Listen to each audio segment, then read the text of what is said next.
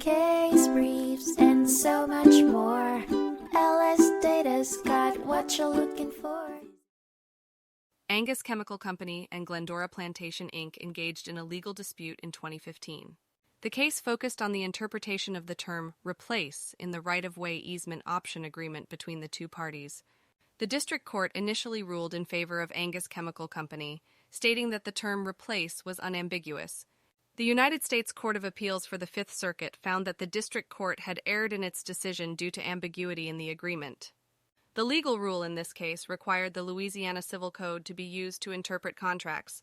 The case was remanded for further proceedings, with the appellate court vacating the district court's grant of partial summary judgment to Angus Chemical Co. and affirming their authority to install fiber optic cables.